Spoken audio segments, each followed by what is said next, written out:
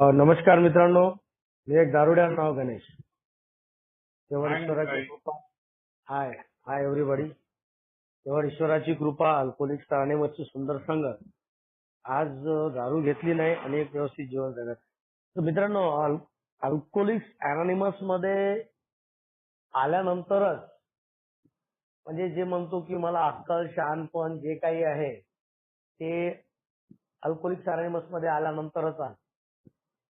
पूर्वी होतं, परंतु त्याचा वापर कसा करायचा नेमका हे मला कळत नव्हतं. तर मित्रांनो, एक व्यवस्थितच घरामध्ये माझा जन्म झाला. वडील सरकारी नोकरीवर होते आणि त्यांनी मला शिक्षणामध्ये इतर कुठल्याही गोष्टीमध्ये काही कमी पडू दिलेलं नव्हतं. आणि बालपणापासून सर्व सोयी उपलब्ध होत. ठीक आहे, तो काळ थोडा असा होता की त्याच्यामध्ये एवढ्या डिमांड्स वगैरे आमच्या नव्हत्या, पण ते ठीकठाक जीवन सुरू होतं. आणि चांगलं शिक्षण वगैरे वडिलांनी देण्याचा प्रयत्न केला. परंतु माझ्यामध्येच काही असे प्रॉब्लेम्स होते जे अल्कोहोलिक्स अनोनिमस सांगते की एक बॉन्ड डिसीज माझ्यासोबत काम करतो. तर माझ्यामध्ये बऱ्याचशा अशा काही गोष्टी होत्या त्या लहानपणापासून, जशी भीती, जी अनामिक भीती म्हणतो, ती एक अनामिक भीती. त्यानंतर वडिलांची खूप भीती असायची आणि त्या भीतीमुळे बरेचदा मला खोटं बोलावं लागायचं. कारण म्हणजे सत्याला सामोर जाण्याची माझी पूर्वीपासून माझ्यामध्ये हिंमत नव्हती आणि ती भीती माझ्यासोबत ती काम करत राहिली. मी जसजसा मोठा होत गेलो तसतसं ती भीती माझ्या बाबतीत होती आणि माझ्यामध्ये काम करायची. आणि त्याच्यामधून मग ती खोटं बोलण्याची सवय, भीतीला सामोरे न जाऊ शकल्यामुळे. आणि या गोष्टी चालत गेल्या थोड्याफार प्रमाणामध्ये. आणि जेव्हा थोडं मी वयात आलो आणि त्याच्यानंतर वडिलांनी कॉलेजच्या म्हणजे एका चांगल्या कॉलेजमध्ये ऍडमिशन मिळवून दिलं. वडिलांचं स्वप्न होतं की मी इंजिनियर व्हावं. परंतु माझ्या काही म्हणजे जसं मी म्हटलं भीती, तर ही जी भीती होती म्हणजे शिक्षण थोडंसं कठीण होतं आणि मला ते थोडं झेपण्यासारखं नव्हतं. परंतु मित्रांनो, वडिलांची भीती इतकी होती माझ्यामध्ये की मी वडिलांना स्पष्टपणे सांगू शकलो नाही की बाबाजी मला हे जमणार नाही, मी काही वेगळं शिक्षण घेतो. आणि मित्रांनो, मी ते म्हणजे मनाला पटलेलं नव्हतं तरी मी त्या शिक्षणामध्ये उतरलो आणि त्याच्यामध्ये मी अपयशी ठरलो. मग अपयशी ठरलो तर मग त्यासाठी म्हणजे मी अ, स्वतःला अ, दोष कसा देता येणार नाही त्यासाठी प्रयत्न करत होतो. म्हणजे त्यासाठी मग मी बरीचशी नाटकं केली.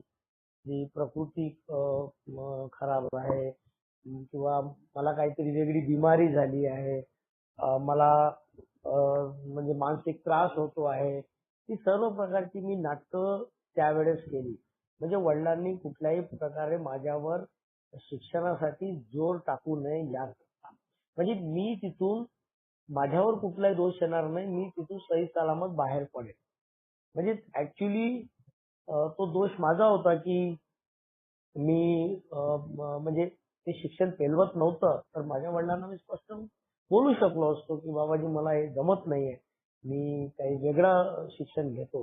परंतु मी मित्रांनो खरं न बोलता मी स्पेशल खोटं बोललो आणि नाटकं केली आणि स्वतःला तिथून वाचवण्याचा प्रयत्न केला मित्रांनो. तर असे काही जे गुणदोष म्हणजे मी त्या पिरियडमध्ये काही माझ्या जीवनात दारू आलेली नव्हती. परंतु हे जे काही आम्ही म्हणतो गुणदोष, स्वभाव दोष, चारित्र्य दोष, हे माझ्यामध्ये पूर्वीपासूनच काम करायचे. तर हा प्रवास असा सुरू झाला. शिक्षण काही व्यवस्थित झालं नाही. मी वडिलांच्या कसोटीवर खरा उतरलो नाही. जेव्हा की मी 10वी पर्यंत एक हुशार विद्यार्थी होतो. मला घरातून चांगलं प्रेम मिळायचं. आम्ही 3 भाऊ. त्याच्यामध्ये मी मोठा आणि शिक्षणात हुशार. त्याच्यामुळे वडिलांची मला धरून बरीच स्वप्न होती. परंतु मित्रांनो, मी त्यांची कुठली स्वप्न पूर्ण करू शकलो नाही. आणि जेव्हा माझ्या जीवनामध्ये बिअरच्या रूपात दारू आली, तर ती कॅज्युअल होती. कधी काळी प्यायचो आयटी पार्टीमधून. पण नंतर ती रेग्युलर व्हायला लागली. तर हळू ते घरच्यांच्या लक्षात यायला लागलं, की हा दारू प्यायला लागलेला आहे. आणि त्याच्यामधून मग परिवारामध्ये कलह व्हायचे, वडील चिडायचे, रागवायचे, शिव्या द्यायचे. घरामध्ये चिडचिड व्हायची. 2 लहान भाऊ होते. त्यांना त्या सर्व गोष्टींचा त्रास व्हायचा. आणि मी एकतर घरामध्ये ठीक आहे शिक्षण नाही घेतलं, काही मी कुठंतरी मागे पडलो, तर मी काही दुसरं चांगलं काम करू शकत होतो. तर कामही करायचो मित्रांनो, तर त्याच्यामध्ये असं होतं की माझ्यामध्ये मग दिखावेपणाची भावना होती. मग ते थोडे पैसे आले तर मग मित्रांसोबत जाऊन पार्ट्या करायचो, एन्जॉय करायचो एकट्यानेच म्हणजे मित्रांसोबत. मग घरामध्ये असं कधी नाही की बाबा मी काही पैसे आणले आहेत तर घरामध्ये दिले आहे. मला माझ्यासाठीच पैसे पुरत नव्हते. आणि नंतर मग असा काळ आला की मग एका ठिकाणी साधारण नोकरी वडिलांनी लावून दिली आणि मग माझं लग्न झालं. तर काही काळ थोडा ठीक गेला आणि त्याच्यानंतर मग लग्नानंतर परत माझं दारू पिणं वाढलं. मग मी घरी लपून चोरून यायचो, रात्री बेरात्री यायचो. आ, त्या पत्नीला काय वाटत असेल किंवा तिच्या कुठल्याही भावनांचा मला विचार नव्हता. तिच्याबद्दल मी कधी विचार करायचो नाही. वडील मग सकाळी पाहायचे मी येऊन घरी झोपलेलो आहे, ते मग माझ्या पत्नीला रागवायचे. तिला शिव्या द्यायचे की त्याला घरी कशाला घेतलं, बाहेरच राहू द्यायचो त्याला. म्हणजे असं घरामध्ये मग माझ्यामुळे माझ्या पत्नीला त्रास व्हायला लागला. घरामध्ये मग कलह वाढायला लागले आणि शेवटी माझ्या वडिलांनी एक दिवस मला म्हटलं की बाबा रे, तू आमचं घर सोड आणि माझं जे काही मी जिथे कामाला होतो म्हणजे इथून चंद्रपूरवरून जवळपास 20 किलोमीटर एक बल्लारशा म्हणून गाव आहे, तिथे माझा जॉब होता. मग तिथे आम्ही दोघं नवरा बायको रूम करून राहायला लागलो. आणि माझी अस्तव्यस्तता ती तशीच. तिथे तुम्ही मला रान मोकळं होतं. मला कोणी बोलणार नाही, म्हणणार नाही. भरमसाठ दारू प्यायची, ब्लॅकआउट स्टेजपर्यंत दारू प्यायची. मग घरी कसं आलो, काय केलं, काही भान नाही. जेवलो, नाही जेवलो, याचं भान नाही. उधारवाढी, लोकांची देणी असायची. पैशाच्या उधाऱ्या करून ठेवलेल्या असायच्या. किराण्याची उधारी. तर हे काही ना काही इकडली टोपी तिकडे, तिकडली टोपी इकडे अशा प्रकारचं माझं जीवन चाललेलं होतं. आणि शेवटी असा प्रकार झाला की मी एक दिवस तिला माझ्या पत्नीला म्हणजे काय केलं मी, मला पैसे कमी पडत होते तर मी सोनं नेऊन गहाण केलं एका सोनाराच्या दुकानामध्ये. आणि ते तिला नंतर माहित झालं. तिने मला विचारणा केली 2 दिवसानंतर की बाबा अलमारीमध्ये सोनं होतं, ते काय केलं? तर मी स्वतः ते आव आणून आरडाओरड करायला लागलो, तिला शिव्या घालायला लागलो. आणि मग त्याचं रूपांतर असं झालं की मग मी तिला मारहाण केली. आणि त्याच्यानंतर मी चंद्रपूरला एका लग्नासाठी निघून आलो होतो. म्हणजे रात्री मारहाण केली, दुसऱ्या दिवशी मी सकाळी चंद्रपूरला निघून आलो. तर तिचे वडील आले त्या दिवशी आणि तिला घेऊन गेले माहेरी. मी घरी येऊन बघतो तर पत्नी नाही आहे. मग माझ्या घरमालकाला विचारलं तर नाही म्हणे तिचे वडील आले होते, ते घेऊन गेले. आणि मग मित्रांनो शेवटी मग मी एकटा पडलो. मग मी कामावर जाणे बंद केले. मग 2-2, 3-3 दिवस घरी जायचो नाही. भटकत राहायचो इकडे-तिकडे. एखाद्या हे म्हणतात ना इथे की पागलपण किंवा अकाली मरण. तर ह्या पागलपण माझ्यामध्ये आलेलं होतं. मी 3-3 दिवस असं घरी जायचो नाही. म्हणजे खूप विचित्र अवस्था झाली होती. स्वतःची कीव करायला लागलो होतो. असं वाटायचं काय जगून अर्थ आहे. आपण मेलेलं बरं. म्हणजे अशा अवस्थेपर्यंत शेवटचे दिवस असे होते की मला असं आत्महत्येचे विचार सातत्याने यायला लागले. म्हणजे मी म्हणजे पूर्णपणे मी म्हणजे अशा म्हणजे खालच्या स्तरावर येऊन पोहोचलो होतो की जिथून मला कुठला मार्ग दिसत नव्हता. मी कौटुंबिकरित्या अस्तव्यस्त झालो होतो. मी आर्थिकरित्या अस्तव्यस्त झालो होतो. त्याच्यानंतर वैचारिकरित्या अस्तव्यस्त झालो. भावनिकरित्या अस्तव्यस्त झालो. जे आम्हाला अस्तव्यस्तता सांगतात 9 प्रकारची. तर या सर्व प्रकारच्या अस्तव्यस्तता मी घेऊन अल्कोहोलिक अनोनिमसमध्ये आलो मित्रांनो. आणि अगदी वेळेवर अल्कोहोलिक अनोनिमसचा संदेश मला मिळाला. मी ज्यावेळेस मध्ये आलो त्याच्या काही दिवसापूर्वीपर्यंत असा विचार करायचो की मी 1-2 महिने जगतो की नाही का? परमेश्वराची कृपा की कुठल्या प्रकारचं मेडिकल ट्रीटमेंट किंवा कधी हॉस्पिटलमध्ये भरती वगैरे होण्याची मला गरज भासली नाही. परंतु निराशा इतकी भयंकर माझ्या जीवनात आलेली होती, की मला जगण्याची इच्छाच राहिली नव्हती. अरे काय जगणार तो माणूस ज्याला परिवारामध्ये तो विचारत नाही, पत्नी माहेरी निघून गेलेली आहे, नोकरी घालवून बसलो आहे, हा कर्जाचा डोंगर अंगावर झालेला आहे. अशा अवस्थेमध्ये तो व्यक्ती काय विचार करणार? तेच विचार माझ्या जीवनामध्ये यायला लागले आणि मित्रांनो, अल्कोहोलिक्स अनोनिमसचा हा सुंदर संदेश मला मिळाला आणि असंच मी माझ्या घरी सकाळची वेळ होती, झोपलो होतो. 3 यायचे बांधव आले. सकाळी 7 वाजता आणि त्यांनी दरवाजातूनच आवाज दिला, "गणेश भाऊ आहेत का?" मी बाहेरच्याच खोलीमध्ये झोपलेलो होतो. जसा आवाज आला, छाती माझी धडधडायला लागली. आता फोन आला बा सकाळी सकाळी. ती अनामिक भीती माझ्यासोबत जी काम करायची. म्हणजे सकाळी उठल्यापासूनच भीतीग्रस्त असायचो.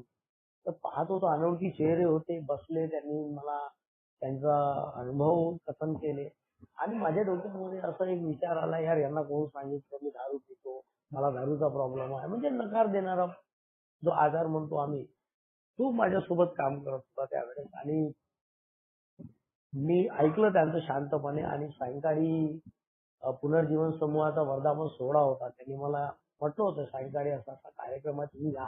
मला काही समजलं नव्हतं त्यांनी काय म्हटलं, कोणता कार्यक्रम वगैरे. पण एक उत्सुकता माझ्यामध्ये होती आणि मी माझ्या लहान भावाला घेऊन सोबत गेलो होतो त्या मीटिंगला. आणि जेव्हा ती मीटिंग वर्धापन सोहळा जेव्हा मी अटेंड केला, तर मला हे तिथले जे अनुभव होते, जे काही लोकांची शेअरिंग झाली होती, ते माझ्या मनाला इतकी पटली मित्रांनो, की मी त्याच दिवशी निश्चय केला, की आता मला केवळ आणि केवळ स्वतःसाठी जगायचं. ना आई-वडील, ना पत्नी, ना समाज, ना भावंड, कुणासाठी नाही. आणि एक आशा, जसा आम्ही हा अल्कोहोलिक्स अनोनिमसचा कार्यक्रम म्हणतो, की अनुभव, आशा आणि शक्तीचा आहे. जे काही अनुभव तिथं कथन झाले, त्या अनुभवामधून माझ्यामध्ये एक आशा निर्माण झाली मित्रांनो, की मी सुद्धा एक चांगलं जीवन जगू शकतो. आणि ज्या आशेमधून मला एक शक्ती मिळाली आणि मी ती शक्ती घेऊन माझ्या घरी परत आलो आणि आणि परमेश्वराची असीम कृपा की त्या दिवशी कुठलं कारण होतं माहित नाही, मी दारू पिलो नव्हतो. आणि त्यानंतर परत परत मला मागे वळून बघण्याची गरज भासली नाही. आणि तिथून खऱ्या अर्थाने माझा अल्कोहोलिक्स अनोनिमसचा प्रवास सुरू झाला. त्या दिवशी मी परत आलो घरी. असंख्य प्रश्न होते, बऱ्याच समस्या होत्या माझ्या जीवनामध्ये, की समोर काय होणार याबद्दलची चिंता होती. परंतु मी आल्यानंतर निश्चय केला की या मीटिंगला जायचं. आणि नशिबानं आता माझा कामधंदा बंद झाला होता. घरामध्ये होतो तर घरामध्ये कुठली व्हॅल्यू नव्हती. की कोणी चांगलं ढंगानं बोलत नव्हतं. ना वडील बोलायचे, ना आई बोलायची. वडील तर बोलायचे एकदम तोंडातून शिव्याच काढायचे. तू कशाला घरात आला, बाहेर जाऊन मग आमच्या घरात कशाला राहते, तुला जिकडं दारू पाजणारे येणारे मित्र मिळतात त्यांच्याकडेच राहत जा, तू येतेस कशाला आमच्या घरी, मरत काऊन नाही कुठं बाहेर जाऊन. म्हणजे अशा प्रकारची त्यांची नेहमीची भाषा होती. मित्रांनो, दुसरा दिवस उजाडला आणि एक माझा मित्र बालपणचा तो प्लंबिंगची कामं करतो, तो माझ्याकडे आला. दरवाजात उभा होतो मी आणि तो अनायासे जाऊन राहिला होता आपल्या कामावर. आणि त्याने म्हटलं की यार तू गणेश तू काही काम पे नहीं जा रहा, कुछ नहीं जा रहा, 2-3 महीने से देख रहा मैं. तो एक काम कर मेरे साथ चल, मैं तेरे को 100 रुपये रोजी देता. मी नाही नाही म्हणत राहिलो मित्रांनो, तो हात तो धरून ओढून मला घेऊन गेला. आणि मित्रांनो ती जी प्लंबिंगची कामं होती ना, ती अशी होती की तो प्लंबर तो होता. परंतु तो नाल्या साफ करणे, संडास साफ करणे, गटारं साफ करणे किंवा कुठं काही जे कन्स्ट्रक्शनची छोटी-मोठी कामं राहतात, ती करणे, ते सर्वच प्रकारचा तो ऑलराउंडर प्लंबर होता. मला घेऊन तर गेला तो. आता मी माझ्या आयुष्यामध्ये कधीही जड काम केलेलं नव्हतं. माझा जॉबही होता, तर मी एक क्लर्क होतो. कॉम्प्युटर ऑपरेट करायचो. पण हे जे काम होतं याचं इतकं हेवी काम होतं. पण माहित नाही ती परमेश्वराचीच इच्छा असेल बहुतेक आणि त्यावेळेस मी निमूटपणे त्याच्या सोबत निघून गेलो. आणि ती कामं करायला लागलो त्याच्यासोबत. मग तो अशा टोंगणं-टोंगणं पाण्यामध्ये, गंद्या पाण्यामध्ये उतरवायचा. ते गटारामध्ये उतरवायचा. काही हेवी कामं द्यायचा. डोक्यावर असं घमिले ते म्हणतात ना सिमेंटचा गारा वगैरे असं उचलून मी 3-3, 4-4 मजली इमारत चढायचो. माहित नाही मित्रांनो ती ताकद कुठून आली होती मला. मी करायचो ते. मी त्याच्यात लाज नाही बाळगली. कारण मी त्या सुरुवातीलाच ऍक्सेप्ट केलं होतं की मी शून्य आहे. आता मला नव्या जीवनाची सुरुवात इथून करायची आहे. आणि मी त्याच्यासोबत जायला लागलो डेली. सकाळी तो हाल्टचा कार्यक्रम ऑटोमॅटिकली व्हायचा. मला काही जास्त मेहनत घ्यावी लागली नाही कारण तो सकाळी जसं आम्ही बाहेर निघायचो 8 वाजता तो एखाद्या हॉटेलमध्ये घेऊन जायचा, पोटभर नाश्ता करवायचा, तोही करायचा, मीही करायचो. दिवसभर काम करायचो आणि संध्याकाळी आल्यावर मी अंघोळ पाणी करून मंदिरात जायचो, मग मीटिंगला जायचो. हा माझा नित्यक्रम सुरू झाला मित्र. आता हळूहळू मला थोडासा एक आनंद पण मिळायला लागला. हा एक म्हणजे असं की नाही बा चला काहीतरी एक चांगल्या जीवनाची आपली सुरुवात झाली. परंतु एक भीती पण माझ्यासोबत काम करायची. भीती अशी की अरे आपल्या अंगावर कर्ज आहे. आपलं भविष्य कसं होणार? पत्नी माहेरी निघून गेलेली आहे. आई-वडील विचारत नाहीये. कोणी आपल्याला असं म्हणजे समाजामध्ये कुठली प्रतिष्ठा राहिली नाहीये. हे काम आपण कुठपर्यंत करणार? आपलं समोर भविष्य कसं होणार? म्हणजे याही गोष्टी होत्या. परंतु मीटिंगला गेल्यानंतर असं म्हणतात की सर्व प्रश्नाची उत्तरं मिळतात. तर रोज मीटिंग करायचो मी. बरोबर सायंकाळी 6 वाजता घरी यायचो. आलो, अंघोळ पाणी केलं की मीटिंगला जायचो. आणि घरामध्ये काही मला जे काही ते बोलणे होते आई वडिलांचे ते काही बोलणे थांबलेले नव्हते. ते तसेच होते आणि मी घरामध्ये आई वडिलांना सांगण्याचा प्रयत्न केला नाही की मी दारू बंद केली आहे, कुठल्या फलाने मीटिंगला जातो आहे. हे वगैरे बिलकुल स्पष्टीकरण मी त्यांना दिलं नाही. ते बोलायचे तर मी निमूटपणे खाली मान घालायचो आणि ऐकून घ्यायचो आणि परत आपल्या कामाला लागायचो. दुःख व्हायचं, अक्षरशः डोळ्यातून अश्रू यायचे, रडायचो मी. आपण एक जी म्हणतो ना, मला एक आशा मिळाली होती या मीटिंगमधून आणि जेव्हा मीटिंगला जायचो तर मी ती शक्ती घेऊन मीटिंग मधून यायचो आणि त्या शक्तीच्या बळावर मी तो एक दिवस काढायचो मित्रांनो आणि हळूहळू तसा प्रवास सुरू राहिला. मी हार्डली 2 महिने अल्कोहोलिक्स अनॉनिमस मध्ये झाले असेल, व्हायचेच होते आणि माझे सासरे माझ्या पत्नीला घेऊन आले. त्यांच्यासोबत परत 2 नातलग होते त्यांचे आणि ते घरी घेऊन आले. घरी घेऊन आल्यानंतर अं, म, त्यांनी म्हणजे मी बाहेर होतो त्यावेळेस आणि त्यांनी मला बोलवलं. मी भद्रावती म्हणजे 30 किलोमीटर 25 किलोमीटर एक शहर आहे छोटं तिथे कामाला होतो. तर त्यांनी फोन केला आणि बोलवलं आणि माझ्या मनामध्ये एकदम भीती निर्माण झाली अचानक, की ह्याला सासरे आले, काय झालं असेल, काही सोडचिठ्ठी तर करणार नाही ना. म्हणजे ज्या कल्पना मी उगाचच बऱ्याचशा अशा काही गोष्टी असतात मी स्वतःच कल्पना रंगवतो. एक वस्तुस्थिती काही वेगळी असते आणि मीच त्या कल्पना रंगवायला सुरुवात केली आणि सायंकाळी 6 वाजता घरी आलो. तर छाती अशी धडधडायची, काय होणार आहे काय माहित नाही. मी आधी मंदिरात गेलो आणि मंदिरात गेल्यानंतर मी देवाला परमेश्वराला हात जोडले आणि म्हटलं, की परमेश्वरा जी काही परिस्थिती आता समोर येणार आहे, तू त्याला सामोरे जाण्याची मला ताकद दे. आणि मित्रांनो मी ती प्रेयर करून घरी गेलो. तर सासऱ्यांनी म्हटलं, की बुवा त्यांच्याकडल्या एका नातेवाईकाने म्हटलं, की आम्ही मुलीला इतके दिवस ठेवायला नको होतं. म्हणजे जवळपास ती 19 महिने माझ्यापासून अलग राहिलेली होती. म्हणजे आम्ही दोघं अलग राहिलो होतो.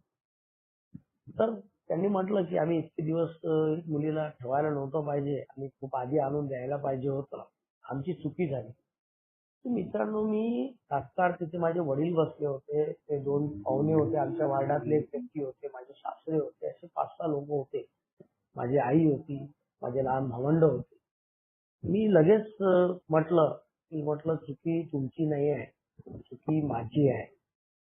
मी म्हटलं मी जो प्रकार केला, तो प्रकार जर नसता केला तर बहुतेक म्हटलं म्हणजे हे जे काही घडलं ते नसतं घडलं. आणि मित्रांनो मी त्या सर्वांसमोर तिथे प्रत्यक्षात क्षमा मागितली त्यांची. आणि ते प्रकरण तिथेच मग थांबलं. तर आज अल्कोहोलिक्स अनॉनिमस मी त्यावेळेस मित्रांनो जस्ट 2 महिने झाले होते. सांगायचं असं की मी कुठल्याही प्रकारचा स्पॉन्सर केला नव्हता आणि कुठल्याही प्रकारचं मला म्हणजे अल्कोहोलिक्स अनॉनिमसच्या कार्यक्रमाबद्दलचं कुठलंही ज्ञान आलेलं नव्हतं. परंतु ते परमेश्वरानं ते बरोबर माझ्याकडून करवून घेतलं. ऍक्च्युली मी जेव्हा स्पॉन्सरशी बोललो या अनुभवाबद्दल, जेव्हा स्पॉन्सर केल्यावर मला स्पॉन्सरने सांगितलं की गणेश म्हणे तू ऍक्च्युली त्यावेळेस तुझ्या लक्षात नाही आला, परंतु त्यावेळेस तू 9व्या पायरीचं आचरण केलेलं आहे. तर मित्रांनो जेव्हा मी हा कार्यक्रम जेव्हा घ्यायला लागलो तर माझ्या लक्षात आलं की हा मी तिथे 9वी पायरी प्रॅक्टिस केली मित्रांनो. जेव्हा की मला पहिली दुसरी पायरी सुद्धा बरोबर माहित नव्हती. तर अल्कोहोलिक्स अनॉनिमस मध्ये आल्यानंतर जेव्हा मी प्रामाणिकपणे प्रयत्न करतो एक व्यवस्थित जीवन जगण्यासाठी, तर कुठं ना कुठं परमेश्वर मला मदत नक्की करतो. तर मी असं मानतो की ते परमेश्वरानेच माझ्याकडून ते करवून घेतलेलं होतं. तर जेव्हा मग आम्ही एकत्र राहायला लागलो, मग त्याच्यानंतर खऱ्या अर्थाने माझ्या वैवाहिक जीवनाची सुरुवात व्हायला लागली मित्रांनो. जे काही आधी माझं वैवाहिक जीवन होतं ते मी वैवाहिक जीवन मानत नाही, कारण त्याच्यामध्ये नवरा बायकोचे संबंध फक्त नावाला होते. बाकी त्याच्यामध्ये कुठल्याही प्रकारचे जे एक नवरा बायको मध्ये जे बॉन्डिंग असायला पाहिजे ते बॉन्डिंग त्यावेळेस. पण हे मध्ये आल्यानंतर आणि महत्वाचं म्हणजे मित्रांनो जेव्हा माझी पत्नी म्हणजे ज्या दिवशी आली त्या रात्री माझ्या रूम मध्ये आल्यानंतर तिला मी बसवलं सामोरासमोर आणि तिला मी सांगितलं की बाई मी बरेचसे असे काळे पांढरे कामं करून ठेवलेले आहे, ज्याच्यामुळं मला माझ्यावर कधीही पोलीस कारवाई देखील होऊ शकते. आणि दुसरी गोष्ट वडील कधी घरातून बाहेर काढू शकतात. तर तू म्हटलं आजची रात्र आपल्या वार्डामध्ये तुमचे नातेवाईक राहतात, तू त्यांच्याकडे थांब आणि उद्या वडिलांना फोन करून वडिलांना बोलवून घे आणि तू चालली जा. कारण म्हटलं बाकी तुझी इच्छा. त्या असं असं माझ्या बाबतीत आहे, मी असे कामं करून ठेवलेली आहे. आणि मित्रांनो मी कधीही तिला या गोष्टी कधी खराब बोललेलो नव्हतो, म्हणजे खऱ्या काही गोष्टी सांगितलेल्या नव्हत्या. त्या दिवशी मी तिला स्पष्टपणे सांगून दिल्या. पहिल्याच दिवशी ज्या दिवशी ती आली आणि तिला मी स्पष्टही म्हटलं तुझी इच्छा असेल तर तू उद्या आपल्या वडिलांच्या घरी परत जाऊ शकते. त्या पत्नीला आणण्यासाठी मी असंच परिश्रम केले होते. वारंवार जायचो सासूरवाडी तिला आणण्यासाठी, परंतु ती कधी आली नव्हती. आणि जेव्हा स्वतःहून ती आली तर मित्रांनो मी त्यावेळेस तिला म्हटलं की तू जाऊ शकते. कारण मला असं वाटलं की तिचं आयुष्य खराब नाही झालं पाहिजे. म्हणजे मी त्यावेळेस कुठं ना कुठं मी म्हणजे जो काही माझ्यामधला स्वार्थपणा होता तो बाजूला ठेवला होता आणि माझ्या हातून दुसऱ्यांचं कसं भलं होईल मी याचा विचार करायला लागलो होतो. आणि मित्रांनो तिने 5 मिनिटं विचार केल्यानंतर तिने निर्णय घेतला की म्हणे जे होईल ते होईल, पण मी आता तुमच्या सोबतच राहणार. आणि मित्रांनो इथून मग माझ्या जीवनाचा प्रवास सुरू झाला, जो वैवाहिक जीवनाचा खरा प्रवास. माझ्या हाताला काही व्यवस्थित कामधंदा नव्हता. मी छोटी मोठी सर्व प्रकारची जी कामे मिळेल ती करायला लागलो होतो. माझ्या आईने म्हटलं होतं मला की अरे म्हणे गणेश तुला तुझी म्हणजे काय म्हणते तुला तुझी इज्जत म्हणजे तुला तुझी इज्जत नाही आहे, परंतु आम्हाला आहे, आमचं समाजात नाव आहे. तर ही जी कामं करत आहे तू ती काही व्यवस्थित कामं नाही आहे. मला जेव्हा आईने 2 महिन्यानंतर म्हटलं, हे मध्ये आल्यानंतर माझी पत्नी आल्यानंतर तिने म्हटलं की तू कोणतंही दुसरं चांगलं काम पहा. कारण हे खरंच मित्रांनो ते माझ्या परिवाराला शोभेल असं मी असं नाही म्हणत कुठलं काम लहान मोठं, पण ते माझ्या परिवाराला शोभेल असं बहुतेक नव्हतं काम. माझ्या आई वडिलांना ते वाटलं आणि माझ्या आईने ते मला म्हटलं. त्याच्यानंतर मी ते काम सोडून दिलं आणि मग त्याच्यानंतर मी दुसऱ्या कामाला लागलो, मग मार्केटिंगच्या कामाला. मग जे काम मिळेल हाताला ते काम करायला लागलो. मी विसरून गेलो होतो की मी कोण आहे, काय आहे, माझी म्हणजे काय ॲबिलिटी आहे. मी स्वतःला शून्य समजायला लागलो आणि तिथून जसं जसं हळूहळू प्रवास माझा सुरू व्हायला लागला. माझ्या पत्नीने देखील घरामध्ये मेहनत घेतली. तिने देखील छोटे मोठे कामं करण्याचा प्रयत्न केला. मेस सुरू केली. म्हणजे आम्हाला जे जमेल 4 पैसे मिळवण्यासाठी ते आम्ही करायला लागलो होतो. आम्हाला मुलं-बाळं नव्हती. बऱ्याच वर्षानंतर मला म्हणजे सांगायचं हे की बऱ्याच वर्षानंतर मला 16-17 वर्षानंतर मला मुलगा झाला. आता तो फक्त 3.5 वर्षाचा आहे. आमच्या लग्नाला आता या महिन्यात 20 वर्ष झाली. तर मुलं-बाळं नव्हते. आम्ही दोघंच होतो. तर अशा वेळेस आता आमच्या समोर असंख्य प्रश्न होते. कर्ज द्यायचं आहे. अ, घरामध्ये आपल्याला एक व्यवस्थित जीवन जगायचं आहे. आपलं भविष्यावर बघायचं आहे. तर या गोष्टी कशा होतील? थोडी भीती होती, थोडी आशाही होती. अ, म्हणजे एक असाही विचार यायचा की नाही की अल्कोहोलिक्स अनॉनिमस मध्ये आलो आहे तर चांगलंच होईल आपलं. परंतु कुठे ना कुठे थोडीफार एक इन्सिक्युरिटी पण काम करायची की कसं होईल, कर्ज आहे ते कसं द्यायचं, कामधंदा नाही हाताला, कसं होईल आपलं, कसं पैसे पैसे फेडायचे. तर मित्रांनो हळूहळू त्या परमेश्वरानं ते देखील अं, अं, दूर दूर दूर म्हणजे दूर करण्यासाठी मदत केली. मला मग छोटा मोठा एक परत जॉब लागला मग तिथून 25-26 किलोमीटर अंतरावर. मग तिथे जायला लागलो. ते काम करता करता इतरही काही छोटी मोठी कामे करायला लागलो पार्ट टाइम मध्ये. त्याच्यातून थोडीफार मिळकत व्हायला लागली. आणि पहिलं मी जी काही माझ्यावर कर्ज होती ती कर्ज मी हळूहळू फेडण्याचा प्रयत्न करायला लागलो. जसं जमलं तसं मी इन्स्टॉलमेंट मध्ये, जसं जमलं वन टाइम मध्ये जमलं. असं हळूहळू करून मी माझ्यावर जे काही कर्ज होती त्यावेळेस तर ती सर्व कर्ज मी म्हणजे संपूर्ण समाप्त केली. मग आता कसं कर्ज तर झालं नील. आता डोक्यावर थोडस जो एक भार होता तो कमी झाला. आणि त्याच्यानंतर मग आता वाटते एक माणसाला थोडस एक किंवा नाही मला काही माझ्या काही सेव्हिंग्स असल्या पाहिजे आपल्याकडे काही. म्हणजे आम्ही म्हणतो ना की हे मध्ये आल्यावर थोडस काही व्यवस्थित झालं तर मग भौतिक सुखाच्या मागे लागणे. मग तो वगैरे प्रकार पण माझ्या जीवनामध्ये आला की थोडासा व्यवस्थित जीवन जगायला लागलो. मग त्याच्यामध्ये थोडासा दिखाऊपणा, थोडासा आगाऊपणा हे देखील प्रकार घडायला लागले माझ्या बाबतीमध्ये. परंतु काही कालांतराने लक्षात आलं की हे आपल्या काही कामाचं नाही. आणि पाय परत माझे जमिनीवर आले. आणि मित्रांनो जे काही माझ्या अ, भले मी त्यावेळेस आज मला माझा स्पॉन्सर म्हणजे जेव्हा स्पॉन्सर केला तेव्हा मला तो स्पॉन्सरने सांगितलं जेव्हा मी त्याच्यासमोर हे उदाहरणं ठेवली तर फक्त कार्यक्रम ऐकायचो, समजून घ्यायचो व कृतीमध्ये उतरवण्याचा प्रयत्न करायचो. मित्रांनो माझे असेच काही लोकांचे देणे पण होते. तर मी जसे जमले तसे मी जे काही व्यक्तिगत देणे होते ते पण द्यायला लागलो.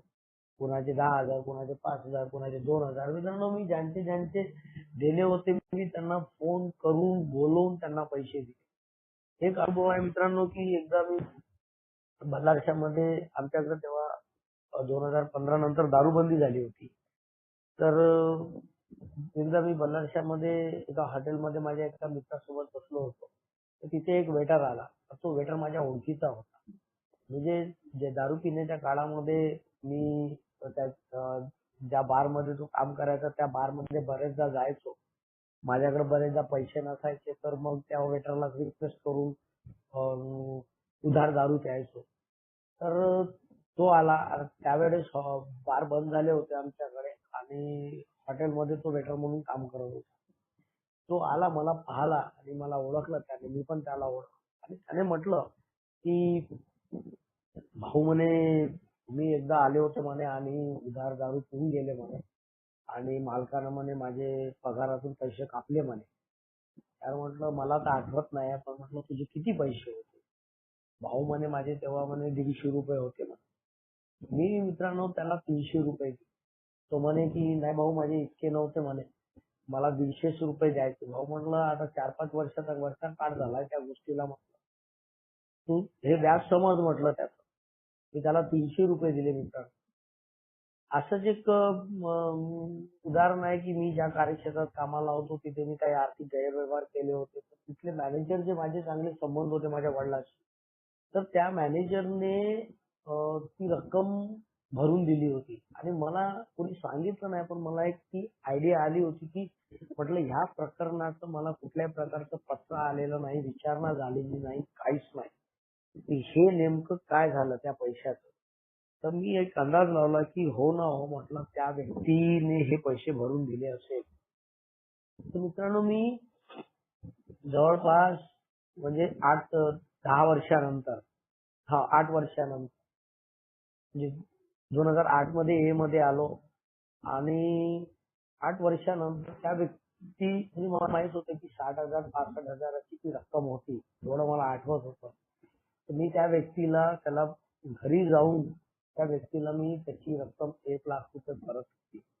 त्याने म्हटलं मला की नाही म्हणे, माझे एवढे पैसे नव्हते म्हणे, 60,000-65,000 होते. मी त्यांनाही तेच म्हटलं की तुम्ही हे व्याज समजा म्हटलं इतक्या वर्षाचं. मी ते जास्त नाही देता म्हटलं, कमीच देऊन राहिलो म्हटलं. 8 वर्षात तर कमी जास्त त्यावेळेस तर डबल होऊन गेले होते पैसे. डबल होऊन गेले असते, बँकेत ठेवले असते. मी 1,00,000 त्यांना दिले. म्हणजे कुठे ना कुठे अल्कोहोलिक्स अनॉनिमस मध्ये आल्यानंतर ह्या गोष्टी मला समजायला लागल्या. जी आमची 9वी पायरी आम्हाला सांगते की आम्ही नुकसान भरपाई करण्यासाठी म्हणजे आमची तयारी असली पाहिजे किंवा आम्ही ती केली पाहिजे. आता जी काही आर्थिक नुकसान भरपाई केली होती, मी ती प्रत्येकच आर्थिक नुकसान भरपाई मला जसं जमलं, मला जसं आठवलं, जे लोक आठवले, त्या लोकांना 100, 150, 200 का असेना, मी प्रत्येकाला ते पैसे, ज्या लोकांची नावं आठवले त्यांना फोन करून त्यांना दिले. मी हा विचार केला नाही की आता इतके वर्ष झाले, आता तो काय मागणार आहे, तो काय म्हणणार आहे. जेव्हा की मी ज्या व्यक्तीला ₹1,00,000 दिले त्यानं मला कधीच 8 वर्षाच्या काळामध्ये कधी फोन केला नाही. कधी मला घरी येऊन त्यानं कधी पैसे मागितले नाही. कधी त्यांचा सख्खा भाचा माझा जवळचा मित्र, पण त्या भाच्या देखील त्यांनी कधी सांगितलं नाही की गणेशकडे माझे इतके पैसे आहेत. परंतु माझी प्रामाणिकता, मी त्यांना ते पैसे नेऊन दिले. तर कुठं ना कुठं या अल्कोहोलिक्स अनॉनिमस मध्ये आल्यानंतर जेव्हा आम्ही या कृती करायला लागतो, तर मला आतून एक माझ्यामध्ये एक आनंद निर्माण होतो मित्रांनो. मी हे जे काही केलं ना मित्रांनो, मी असं नाही म्हणत की अल्कोहोलिक्स अनॉनिमस आम्हाला सांगते की आम्हाला ज्या काही 12 पायऱ्या दिलेल्या आहेत त्याच्यात 1 बाय 1 आम्हाला समजून घ्यायच्या आहेत पायऱ्या, first step, second step, third step. परंतु मी सुरुवातीला जे काही काम केलं मला ते कळत नव्हतं तेव्हा. परंतु मी जेव्हा स्पॉन्सर केला ना, स्पॉन्सर समोर बसलो आणि त्याला जेव्हा काही मी आपल्या कहाण्या सांगितल्या, तर तेव्हा त्यांनी मला स्पष्ट सांगितलं की गणेश म्हणे, तुला कळत न कळत तू म्हणे 9व्या पायरीची प्रॅक्टिस केलेली आहे म्हणे आपल्या जीवनामध्ये. म्हणजे मी जेव्हा मला त्याने हे सांगितलं की जेव्हा मी दारूपासून एक दिवस जरी दूर राहतो, म्हणजे कुठल्या ना कुठल्या आध्यात्मिक उपायाचा वापर करत असतो, कुठला ना कुठला आध्यात्मिक उपाय करत असतो. आम्हाला 12वी पायरी सांगते की त्या पायऱ्यांच्या आचरणामुळे आमच्यामध्ये आध्यात्मिक जागृती झाली. म्हणजे 11 पायऱ्यांच्या आचरणामुळे. परंतु एक गोष्ट लक्षात आली माझ्या की मी अल्कोहोलिक्स अनॉनिमस मध्ये पहिल्या दिवसापासूनचा माझा जो प्रवास होता, मी ज्या काही स्टेप्स होत्या मी त्या कुठं ना कुठं रॅन्डमली प्रॅक्टिस केल्या. मला त्या कळत नव्हतं, मला तो अनुभव नव्हता. मला या गोष्टी फक्त मी ऐकायचो. मला जे वाटलं, जे पटलं ते मी करायला लागलो होतो मित्रांनो. आणि स्पॉन्सर केल्यानंतर जेव्हा मी पायऱ्यांबद्दलचा जेव्हा विचार करायला लागलो, तर काहीतरी मग मला एक वेगळी अनुभूती प्राप्त व्हायला लागली. एक वेगळे अनुभव, जी आध्यात्मिक अनुभूती म्हणतो, ती अनुभूती प्राप्त व्हायला लागली. हे मी केलेलं होतं ते नकळतपणे केलेलं होतं. आम्हाला सांगतात की स्टेप वाईज आपल्याला या कृती करायच्या आहेत. परंतु त्या परमेश्वराने मी असं म्हणतो की मला तर कळत नव्हतं, त्या परमेश्वराने अ, अ, त्या माझ्याकडून करून घेतलेल्या होत्या मित्रांनो. तर जेव्हा मी हे सर्व केलं, मला खरंच एक आनंद वाटायला लागला. एक खरंच मन हलकं झाल्यासारखं वाटायला लागलं. एक आतून माझ्यामध्ये एक खुशी निर्माण व्हायला लागली. एक व्यवस्थित जीवन जगण्यासाठी मला मदत मिळायला लागली. हे तर बाहेरचं जीवन झालं. परंतु जे काही माझं कौटुंबिक जीवन होतं, त्या कौटुंबिक जीवनामध्ये जी काही माझी मी अस्तव्यस्तता करून ठेवलेली होती, त्यामध्ये मला लक्ष देणं अत्यंत गरजेचं होतं. तर मित्रांनो, जसं मी अल्कोहोलिक्स अनॉनिमस मध्ये आल्यानंतर जसं मी फर्स्ट स्टेप वगैरे वर विचार करायला लागलो, तर लक्षात यायला लागलं की मी जसं आम्ही म्हणतो पहिल्या पायरीमध्ये की हतबलता, तिथे एक शब्द वापरला आहे की मध्यशक्ती पुढे हतबल आहे. मध्यशक्ती पुढे हतबल आहे, ठीक आहे. परंतु मला हे गोष्ट लक्षात आली की मी वस्तू, व्यक्ती आणि ठिकाण याही गोष्टी समोर हतबल आहे. मग मी ती हतबलता मान्य करायला लागलो. मी कुठल्याही परिस्थितीला चेंज करू शकत नाही. ती परिस्थिती माझ्या हाताबाहेर असेल तर मला ती प्रसन्न मनाने ती स्वीकारच करावी लागते. तर आमची प्रेयर सांगते. तर मी ते करायला लागलो, प्रॅक्टिस करायला लागलो. माझ्या वडिलांचा मी जो काही राग होता तो मी काही शांत करू शकत नव्हतो. त्यांचं बोलणं जे काही होतं, जे टोचून बोलणं होतं, ते काही मी चेंज करू शकत नव्हतो. कारण मी एक गोष्ट लक्षात घेतली की ते याच्यासाठी बोलतात की त्यांना खूप त्रास झालाय माझ्यामुळं, माझ्या वागण्यामुळं त्रास झालेला आहे. मी त्यांना अतिशय त्रास दिलेला आहे. जो कौटुंबिक आजार म्हणतो आम्ही, त्या आजाराअंतर्गत त्यांच्या भावना मी छिन्न विछिन्न करून टाकलेल्या आहेत. त्यांनी माझ्याबद्दल काय काय स्वप्न पाहिलेली होती, परंतु मी त्या स्वप्नावर कधी खरा उतरू शकलो नाही. काय त्या माणसाचं मन असेल की किती मोठं मन असेल की त्याही अवस्थेमध्ये मला त्यांनी आपल्या घरी ठेवलं, मुलगा म्हणून स्वीकारलं. परंतु माझ्या ज्या चुका आहेत त्या कधी न क्षमा करणाऱ्या. आज मी त्यांना नाही सांगू शकत की मी काय काय नाटकं केलेली आहेत. पण मग मला जेव्हा त्यांचं जेव्हा बोलणं समजून घ्यायचं असते, ऐकून घ्यायचं असते, त्यांना सहन करायचं असते, ती एकच गोष्ट माझ्या डोक्यामध्ये येते, ती म्हणजे कृतज्ञता. मी चुकलो आहे. मी त्यांच्या स्वप्नांना पूर्ण करू शकलो नाही. त्यांचं अतिशय नुकसान केलेलं आहे. आर्थिक नुकसान केलेलं आहे, भावनिक नुकसान केलेलं आहे, वैचारिक नुकसान केलेलं आहे. तर आज कुठं ना कुठं मला त्यांच्याशी कृतज्ञ राहणं अत्यंत गरजेचं आहे. जर कृतज्ञ राहणार नाही तर माझ्यामध्ये त्यांच्याबद्दल चीड राहणार. थोडीशी चीड जे आम्ही चौथ्या स्टेपमध्ये पाहतो. तर ती थोडीशी चीड माझ्यामध्ये सतत काम करणार आहे आणि ती थोडीशी चीड जर मला त्यांच्याबद्दल नको आहे तर मग मला नक्कीच त्यांच्याबद्दल कृतज्ञ राहणं अत्यंत गरजेचं आहे. त्यांनी केलेल्या उपकाराची जाणीव मला असणं अत्यंत गरजेचं आहे. माझं आणि माझ्या आईचं मित्रांनो कधीच पटलेलं नव्हतं. लहानपणापासून तिचं आणि माझ्यामध्ये नेहमी वाद व्हायचे.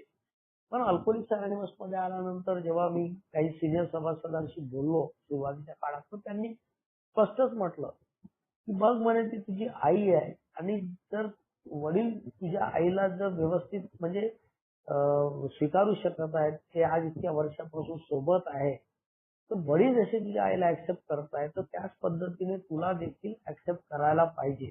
अरे तिचं त्यांची बायको आहे तरी देखील ते ऍक्सेप्ट करत आहेत, तर ते तर तुझी आई आहे आणि तू देखील तिचे तिचं किती मन दुखवलं आहे त्या गोष्टीचा विचार कर. कृतज्ञ ही भावना तिच्या बाबतीत रोजच्या रोज प्रॅक्टिस करणं अत्यंत गरजेचं आहे. मित्रांनो, मी आजही माझ्या आईच्या बाबतीमध्ये कृतज्ञ राहण्याचा प्रयत्न करतो. मी आठवतो की तिला माझ्यामुळे काय कसा कसा कसा त्रास झालेला आहे.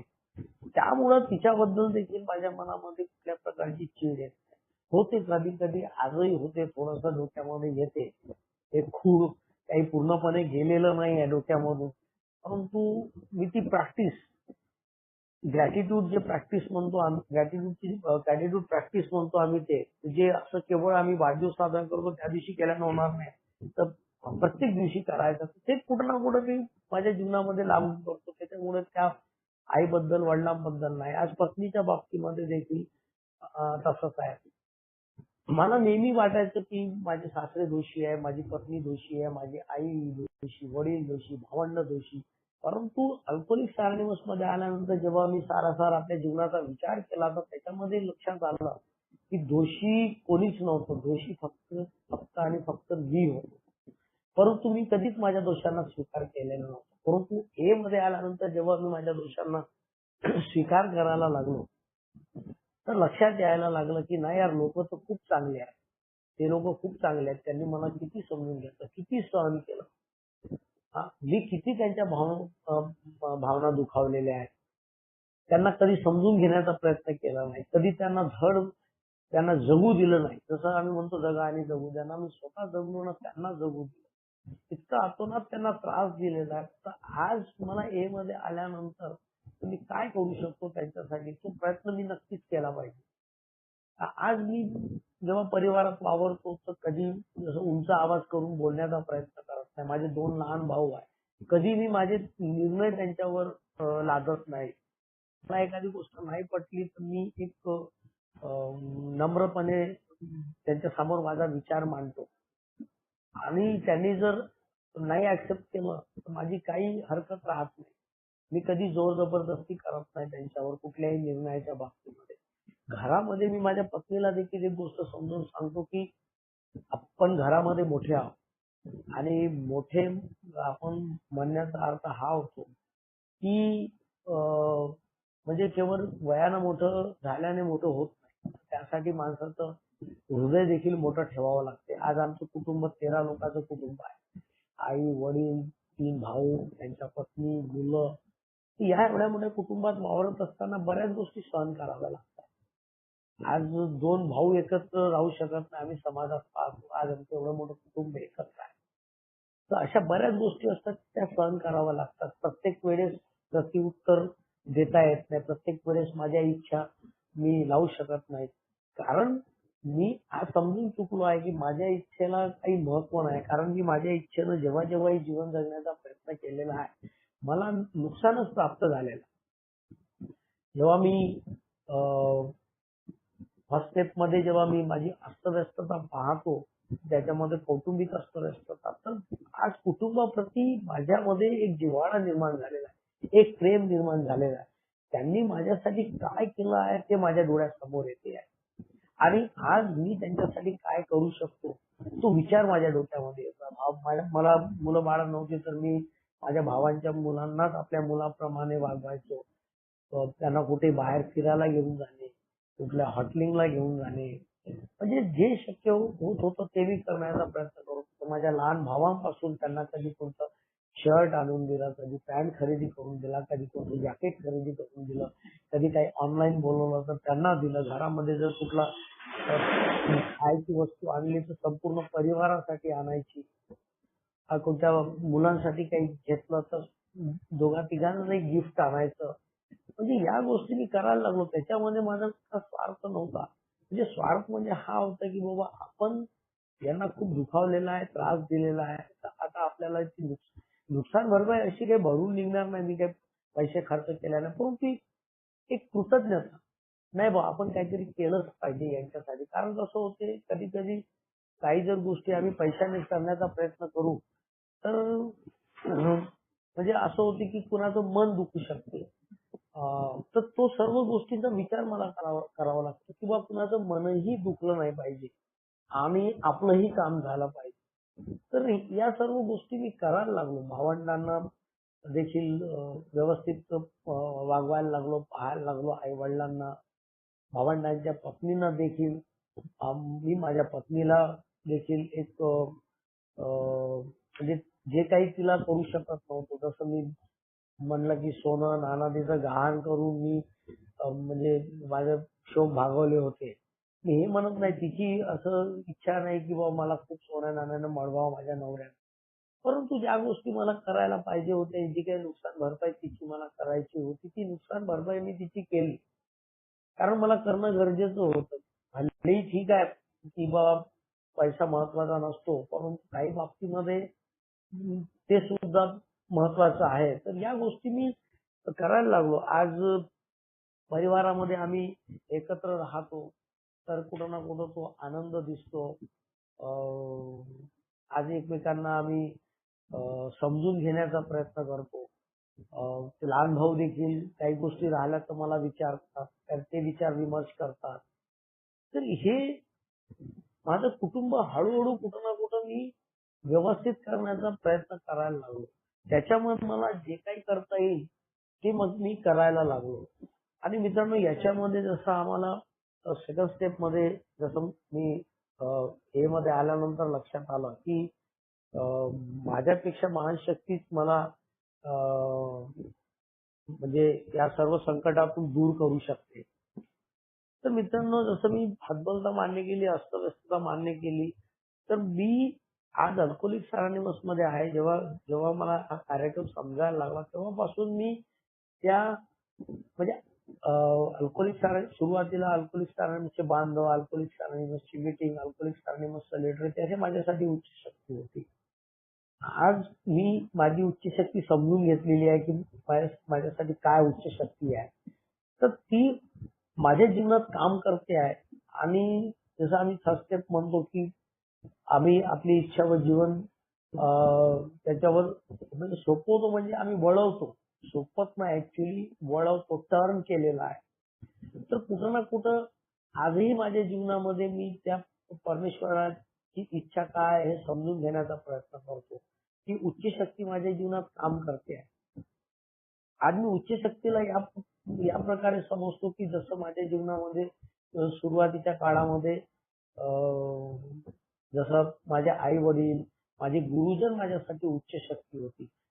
आणि जसं मी मोठा झालो, थोडा शहाणा झालो, त्याच्यानंतर मला असं वाटायला लागलं की मी सर्व आहे. म्हणजे मी हायर पॉवर आहे, मी सुपर पॉवर आहे, मी सर्व काही करू शकतो. एक अहंकार माझ्यामध्ये जागृत झालेला होता. कारण जे काही आई वडील गुरुजन होते त्यांनी जेव्हा जेव्हा माझ्यासाठी काही चांगलं केलेलं होतं, चांगलं सांगितलं, मी तेव्हा जेव्हा ऐकलं त्यांचं, तर तेव्हा तेव्हा माझ्या जीवनामध्ये चांगले बदल घडून आले होते. परंतु जेव्हा मी स्वतःला हायर पॉवर समजायला लागलो, तेव्हा मी माझ्या इच्छेने जेव्हा निर्णय घ्यायला लागलो, माझे कुठलेच निर्णय चांगले झाले नाही मित्रांनो. मी नेहमी नुकसानात आलो. आणि अल्कोहोलिक्स अनॉनिमस मध्ये आल्यानंतर एक गोष्ट लक्षात आली की माझ्या जीवनामध्ये हायर पॉवरच काम करू शकते.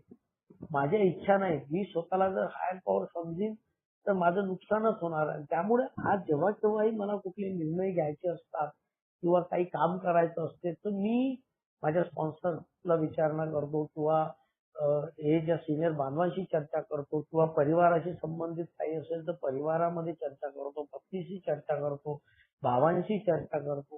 कारण मला माहित आहे माझ्या डोक्यामध्ये जे काही विचार येतील ती माझी स्वतःची इच्छा असणार आहे. ती हायर पॉवरची, त्या परमेश्वराची इच्छा नसणार आहे.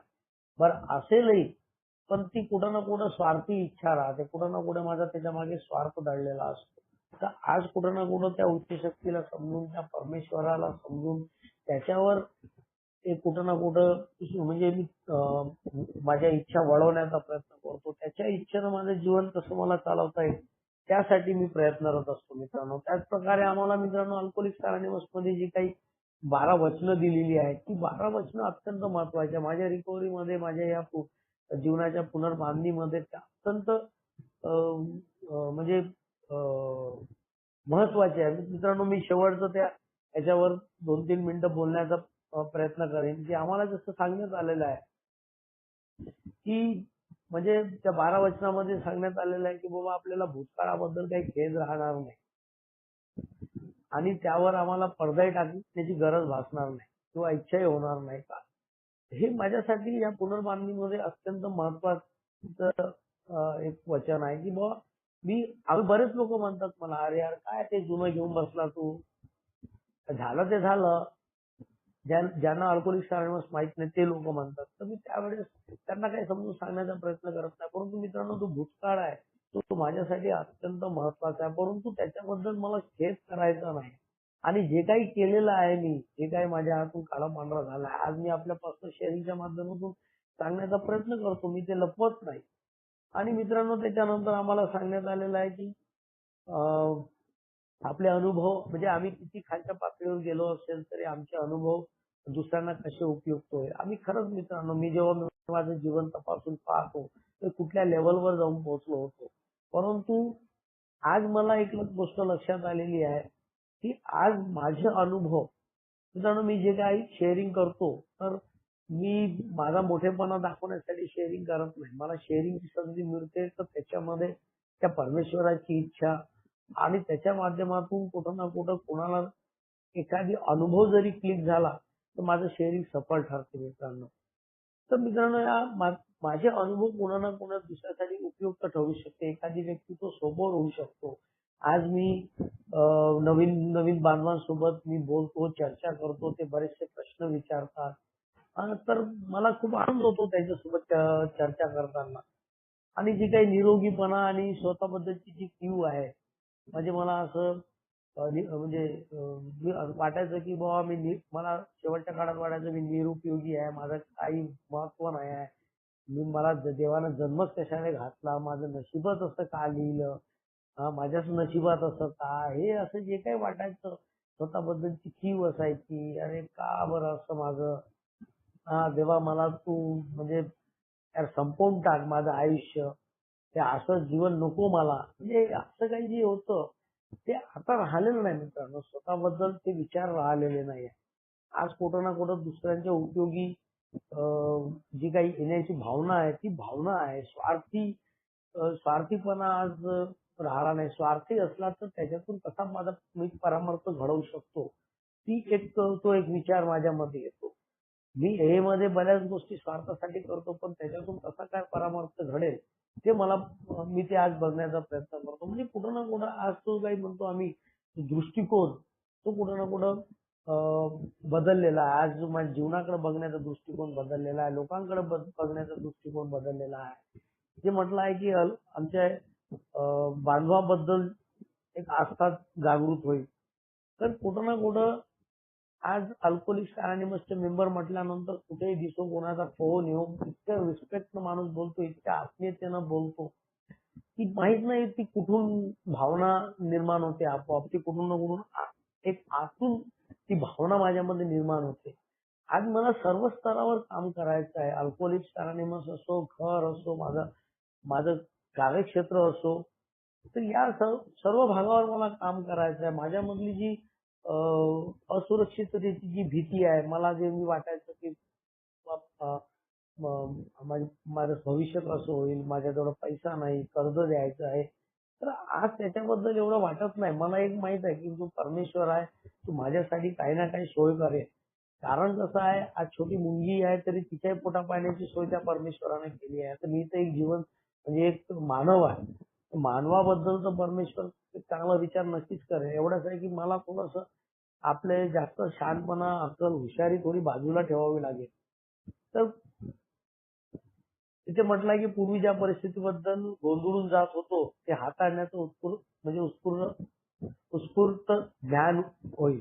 म्हणजे असं होतं की बऱ्याचदा काही परिस्थिती आली तर गोंधळून जाणे, भीती निर्माण, मग दारू प्यायला जाणे, सामोर नाही जाणे, पळ काढणे. परंतु आज अशी कुठलीही परिस्थिती निर्माण झाली गोंधळून जात नाही. पहिलं कोणाकडून प्रेयर येते. नाही समजलं स्पॉन्सरला फोन लागतो. घाबरून जाणे, गोंधळून जाणेवाले प्रकार आता ते नाही राहिले. आता कसं आहे, थोडंसं मन स्थिर झालेलं आहे. थोडंसं स्टॅबिलिटी आलेली आहे. एकदम भांबावून जाण्याची गरज भासत नाही.